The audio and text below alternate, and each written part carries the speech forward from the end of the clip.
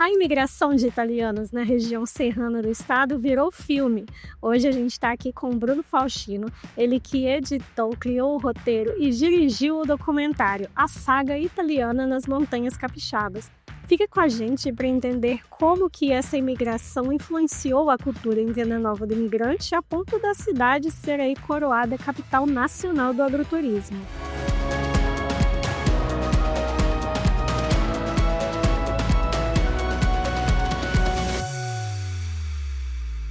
Olá, sejam bem-vindos ao podcast Destinos ES, onde a cada semana a gente recebe um convidado para debater aí as evoluções do turismo no Espírito Santo, a nossa cultura, qual a beleza de cada cantinho que a gente tem aqui. E hoje a gente traz o Bruno Faustino.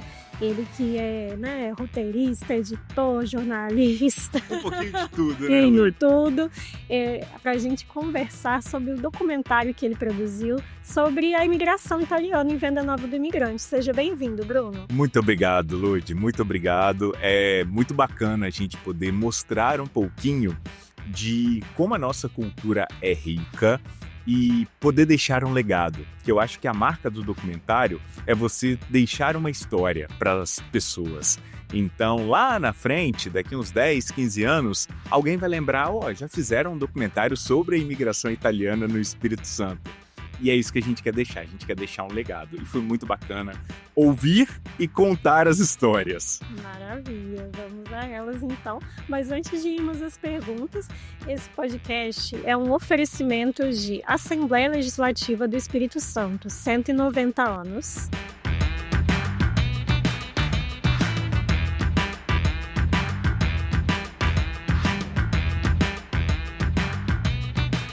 Bandes, ao seu lado para você estar sempre à frente.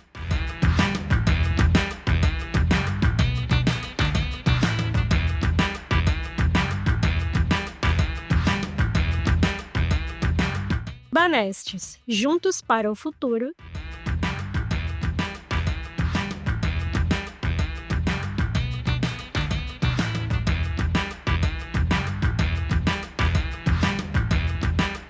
E Sebrae Espírito Santo. Pessoas transformam negócios, negócios transformam realidades.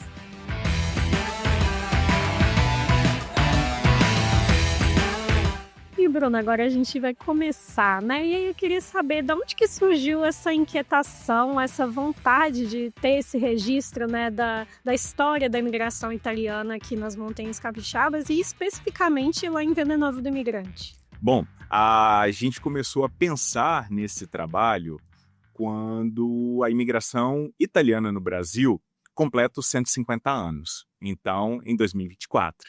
E aí a gente para se fazer uma pergunta: como que esses italianos que chegaram aqui ao Espírito Santo em 1874, na expedição Trabac, no navio La Sofia, foram parar nas Montanhas Capixabas? E aí é bom deixar aqui um registro que essa obra é uma obra coletiva, foi pensada pelo Bruno Faustino, pelo Júlio Uber e pela Andréia Rosa. Andréia é moradora de Venda Nova do Imigrante, Júlio é morador das Montanhas Capixabas e eu sou um grande entusiasta da região. E a gente parou para pensar, como que esses imigrantes chegaram até essa região? E aí a gente foi pesquisar, mas onde pesquisar? E aí a gente partiu do arquivo público. Então, a história da imigração italiana começa a ser contada a partir do historiador Silmar Franceschetto, que também é jornalista, é colega nosso, e ele começa a nos contar um pouquinho dessa história. Então, os imigrantes chegaram no Espírito Santo e depois foram parar nessa região do Espírito Santo que até então era dominada por portugueses.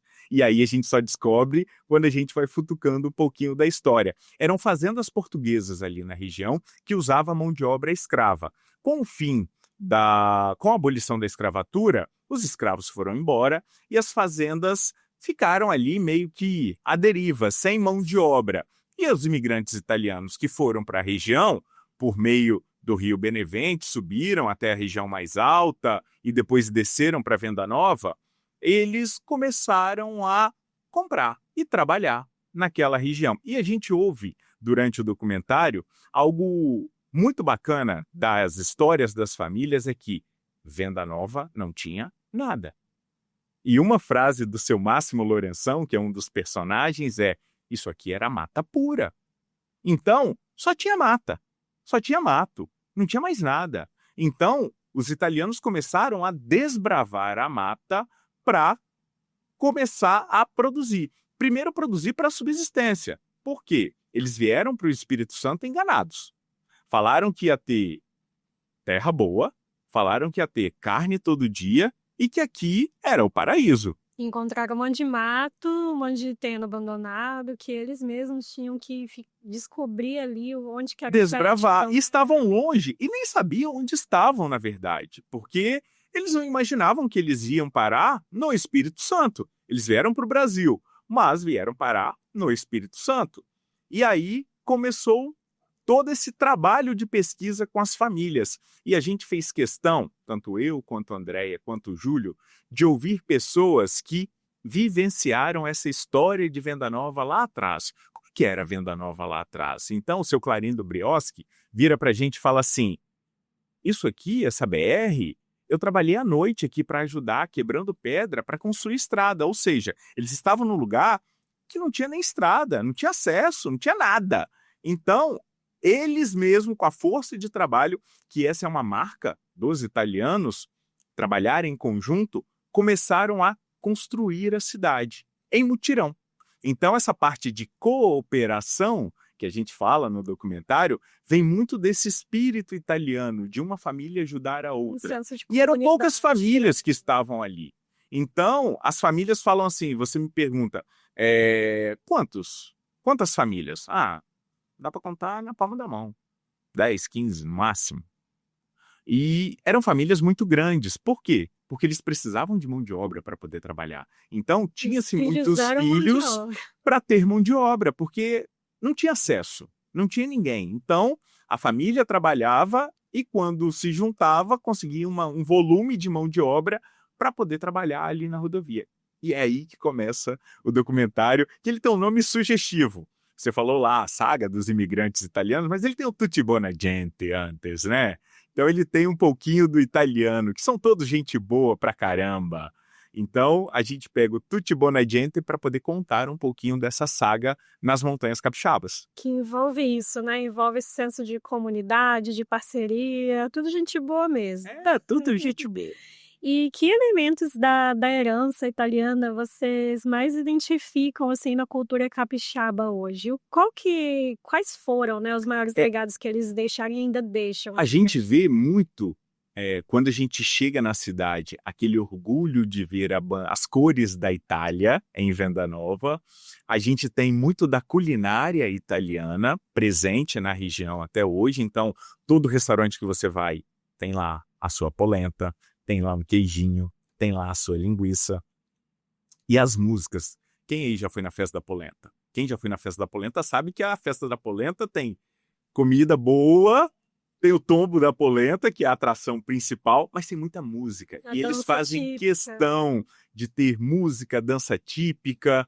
E isso é uma marca da imigração italiana no Espírito Santo. Tanto em Venda Nova quanto em Santa Teresa, quando a gente chega, a gente parece que está chegando num pedacinho da Itália, porque você vê lá moradores usando boina, moradores usando suspensório ainda, como os italianos fazem. A gente tem muito da culinária presente, como eu falei, e isso acho que é um legado que a gente precisa valorizar, Lud, acima de tudo. A gente precisa dar voz, vez e luz a tudo isso que está presente ali, que muitas vezes passa despercebido, né? Você reparou aqui que as mãos vão mexendo, né? Isso aqui também é uma marca dos italianos, né? Italiano fala com a mão, italiano fala alto. Isso a gente vê muito presente nas pessoas e vai é? continuar por gerações. Exatamente. E o agroturismo, acho que justamente por causa disso, né? Já que já tem a culinária tão presente, já que já tem a vestimenta, a música, a cultura presente, o agroturismo virou aí também uma outra forma de renda, né? E hoje Venda Nova do Imigrante é considerada a capital nacional do agroturismo. Qual a relação aí que vocês veem entre o agroturismo e a imigração, a cultura italiana na cidade? A gente vê muito do trabalho do italiano, né? Italiano italiano é aquele povo empreendedor, que não para. Então, se você for em qualquer uma das famílias italianas, se você chegar lá às 8 horas da manhã, tá todo mundo trabalhando, 9 horas da manhã vai estar todo mundo trabalhando, 10, 11, meio-dia, 1, 2, 3, até 5 horas da tarde, eles vão estar trabalhando. E esse trabalho é uma marca deles também. Então, assim, eles já produziam produtos muito característicos, né, para sua subsistência. Um queijinho, uma linguicinha, o socol. E aí, assim, eu posso falar porque eu participei um pouquinho dessa história como jornalista, contando um pouco dessas histórias, e começaram a abrir as propriedades com o incentivo da imprensa. Vamos abrir as propriedades para receber o turista, mas quem vai vir aqui para poder ouvir história e comer o socol? Quem vai vir aqui comprar um queijo? Quem vai sair lá da Grande Vitória e vai vir para a região de montanhas para poder comer algo que é tão simples, que tem lá embaixo? O detalhe é o modo de fazer. Ninguém aqui embaixo faz como eles. O próprio socol, né? Não Exatamente. existe O em socol não nenhum existe em outro lugar nenhum do Brasil, e em nenhum lugar do Brasil pode se produzir o socol, só em Venda Nova por um número determinado de famílias, porque o socol é uma indicação geográfica. Ou seja, ele só pode ser produzido daquela maneira por aquelas famílias que têm o registro da indicação geográfica, que fazem parte da associação. E aí eu vou te perguntar, não pode mentir. Você sabia a história do socol?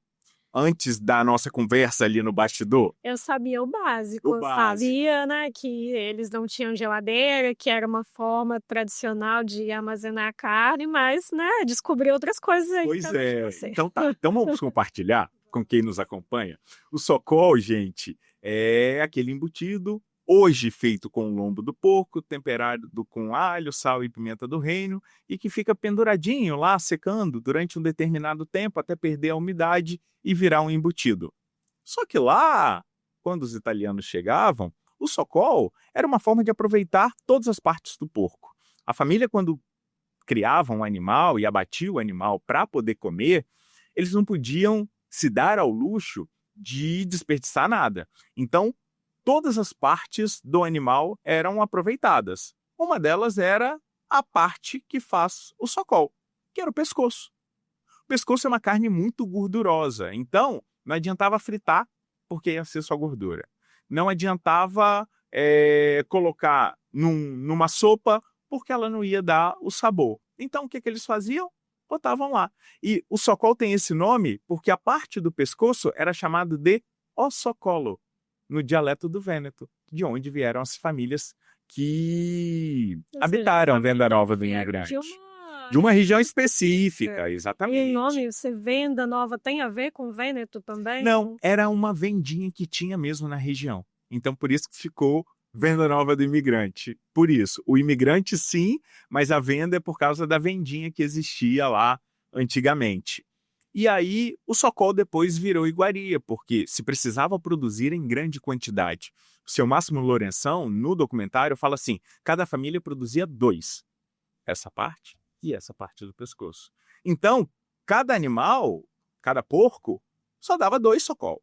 E a gente precisava, para abrir para o agroturismo, que o turista fosse lá e que encontrasse o socol.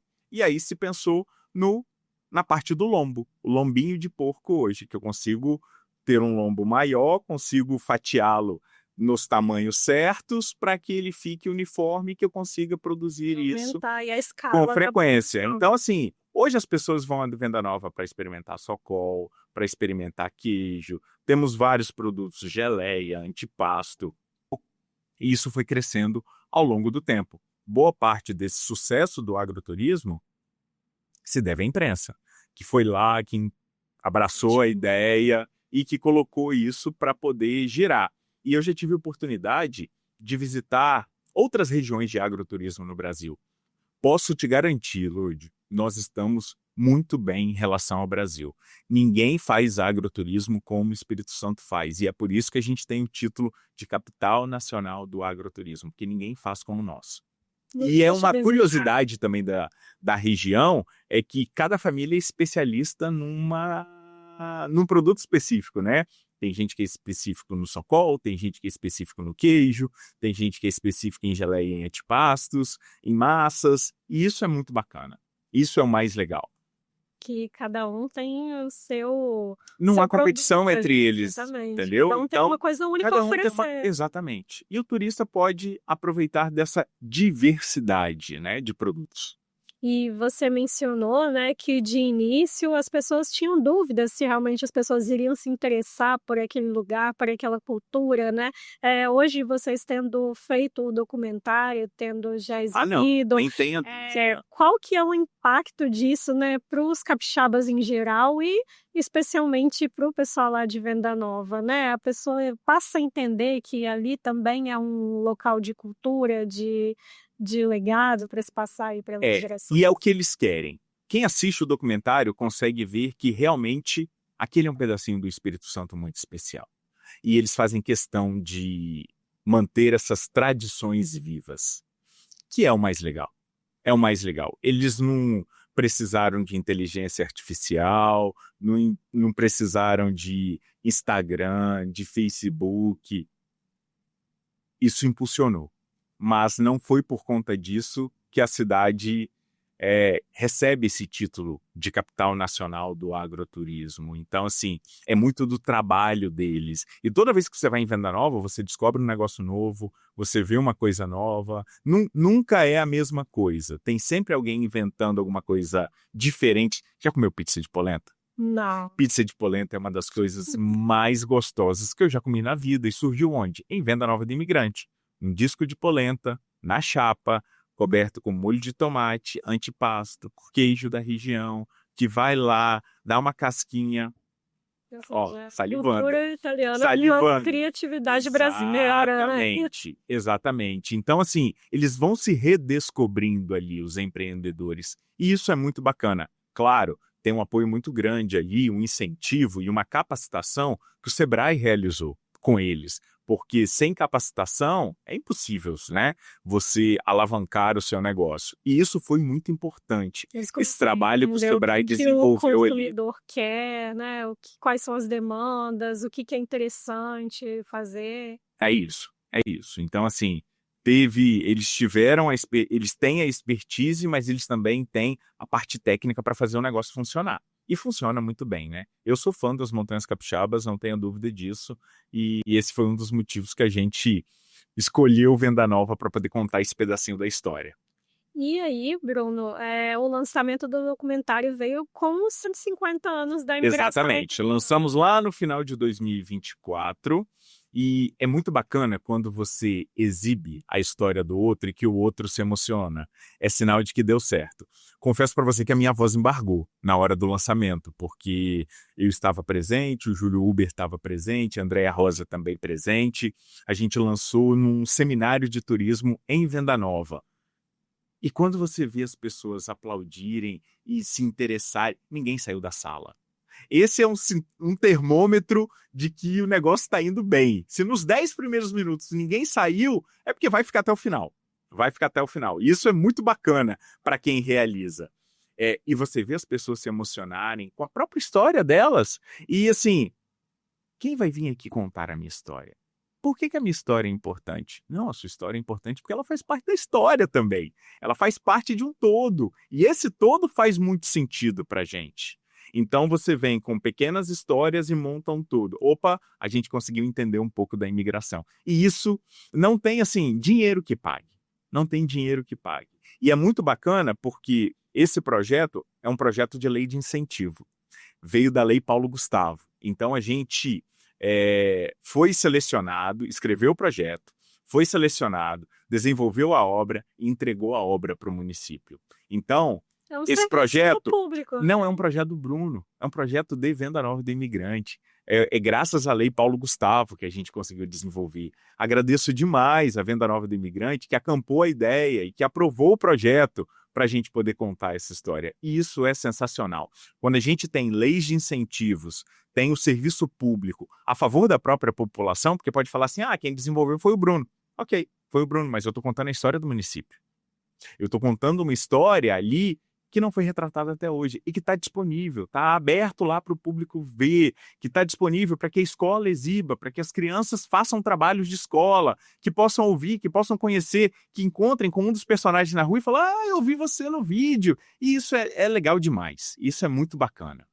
E então, aonde que o documentário está disponível? A gente tem um documentário disponível no YouTube, é só botar lá Tutti Bonagente, a saga dos imigrantes italianos em Venda Nova do Imigrante, e a gente também, o documentário está lá logo na capa do Portal Negócio Rural, porque a gente colocou lá para que as pessoas cliquem e possam assistir. E olha, eu aqui faço um convite, você que nos acompanha e ainda não assistiu, assista, porque a história é muito bacana. E ela passa assim, rapidinho. Senta lá com um baldinho de pipoca, né? E acompanha a história dos imigrantes italianos, porque é muito legal. E quem é descendente de italiano, né? De Vai se repente tem um identificar avôzinho, muito, filho de vai se italianos, identificar vai se muito, emocionar. vai se identificar muito, porque é muito legal mesmo. E você falou aí desse projeto que vocês realizaram com a lei de incentivo e projetos futuros também, vocês já estão preparando spoiler? alguma coisa? Pode dar spoiler. Então, nessa mesma lei de incentivo do Paulo Gustavo, tem mais 2 projetos que a gente lança agora, nesse primeiro semestre. Um está saindo do forno, que é a história do João Bananeira. João Bananeira é um personagem folclórico, clássico da cultura do Espírito Santo, né? Clássico da cultura do Espírito Santo, e que a gente vai contar por meio de quem vive a história do João Bananeira. Então, quem interpreta o João Bananeira hoje aqui no Espírito Santo, que é o Alfredo Godot, ele conta um pouquinho da história e como é levar essa história para a criança. João Bananeira hoje é retratado no município de Cariacica, no mercado municipal, é samba enredo da Boa Vista esse ano, então a gente consegue contar um pouquinho dessa história. E um segundo projeto das Montanhas Capixabas que a gente tem é um projeto sobre concertina. A gente pegou lá um dos poucos professores de concertina da região que passa o saber para outras pessoas. Então, a gente conta a partir da história dele, a história da concertina nas Montanhas Capixabas e o legado que ele está deixando, ensinando a concertina para outros alunos. Então, e também tá ele vai dar aos italianos? Não, esse eu não posso dar spoiler. Não posso dar spoiler. Vai ter que assistir. Mas a gente volta.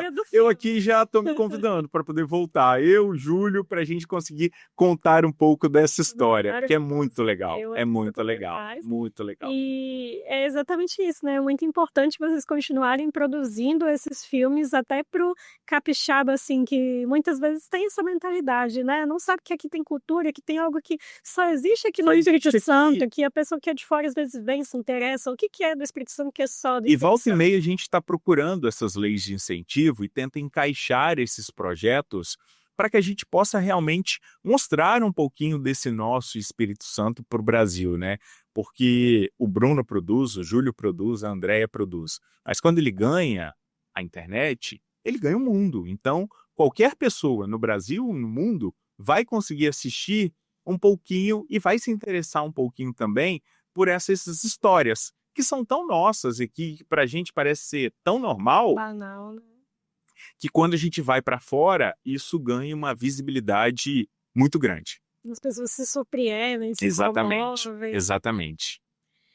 E, Bruno, para terminar, né, vamos fazer uma pergunta que a gente sempre faz para quem passa por aqui. Pode ter bairrismo, pode não ter, fica à vontade. Mas quais os seus destinos favoritos aqui no Espírito Santo? Para onde você e sua família mais gostam de ir, de se refugiar? Eu tenho dois. Primeiro, eu preciso dizer, eu sou capixaba de coração, porque eu nasci em Minas Gerais, mas moro no Espírito Santo desde bebê. Então, eu me considero um mineiro-chaba. São colônia de Minas Gerais. Colônia de Minas Gerais. Mas por quê? Meu pai era maquinista da antiga Companhia Vale do Rio Doce. Que legal. Então, ele conheceu minha mãe em Minas Gerais e depois a família se mudou para o Espírito Santo. Então, a gente veio para cá porque eu tenho laços aqui. Minha avó tem uma descendência italiana também muito forte. Meu pai é nascido aqui. Então, eu me considero esse mineiro-chaba.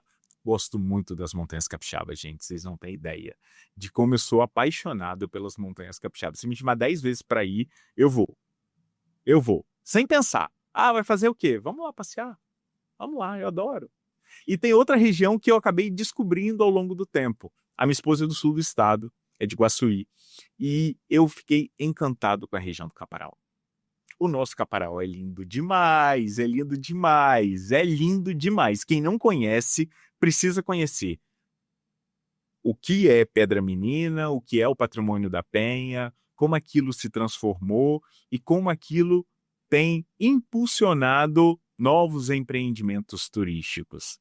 É a menina dos olhos do Espírito Santo, é o Caparaó Capixaba. Então, essas duas regiões, Montanhas Capixabas e Caparaó, são as minhas preferidas, mas eu adoro também o norte do Espírito Santo, gente. Adoro o norte do Espírito Santo. Tive a oportunidade recentemente de desenvolver um trabalho em áudio sobre uma rota quilombola que existe em Jaguaré, Conceição da Barra e São Mateus. E assim, fiquei encantado com as histórias. Como aquilo tem um pouco também dessa imigração italiana, de manter a tradição, de ter um restaurante lá com comida quilombola, comida em que a negritude está muito presente, né? Meu avô era quilombola, então eu tenho um pouquinho disso. Do mesmo jeito que eu tenho a italiana pela minha avó, eu tenho a descendência quilombola pelo meu avô, porque meu avô era quilombola mesmo. E, cara, eu fiquei tão feliz.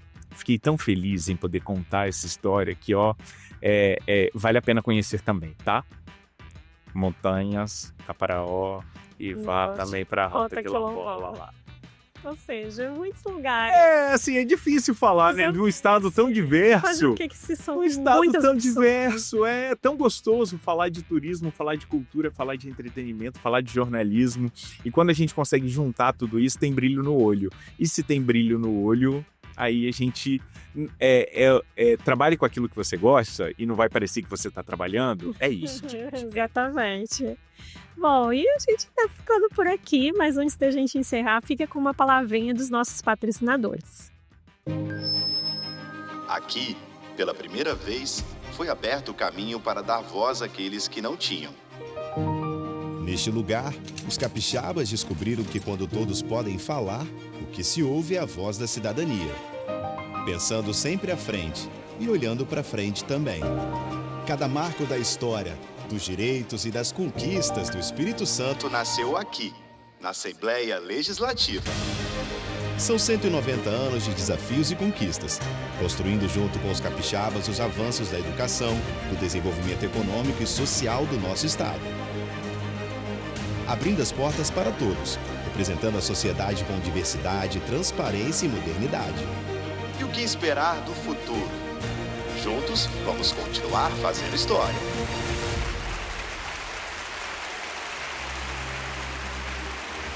Assembleia Legislativa do Espírito Santo. O Espírito Santo é uma terra de oportunidades, um dos estados mais competitivos para a abertura de negócios e a atração de investimentos. E o Bandes é o parceiro estratégico para empresas que atuam no mercado capixaba. Somos um agente transformador da realidade local, com soluções para dar competitividade aos setores produtivos. Apoiamos os ecossistemas de inovação, a implantação de tecnologia e de infraestrutura.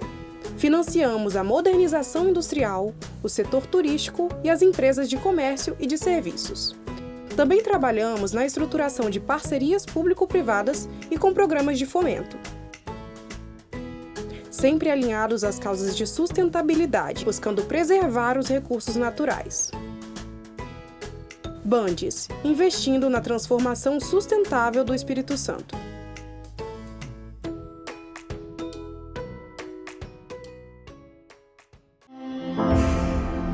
O futuro?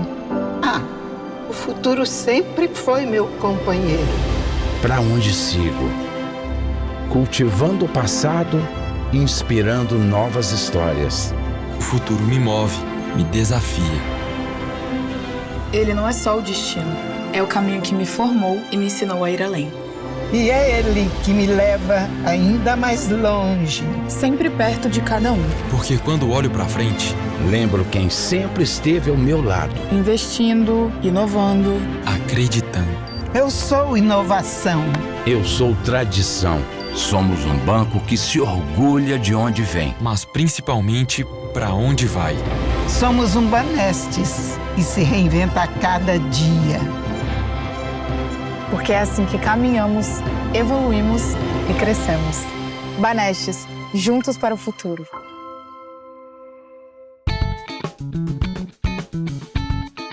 Quando a vocação de um lugar encontra a força certa para impulsioná-la, o cenário pode mudar muito rápido.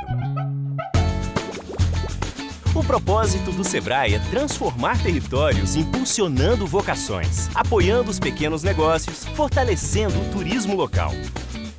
Pessoas transformam negócios, negócios transformam realidades. Sebrae. Bom, infelizmente a conversa tá boa, mas a gente tem que finalizar. Rápido, né? A gente pensa assim, nossa, é uma conversa. Foi tão gostoso, eu já quero voltar. Então, Adorei. nos próximos projetos a gente convida de novo. Ótimo.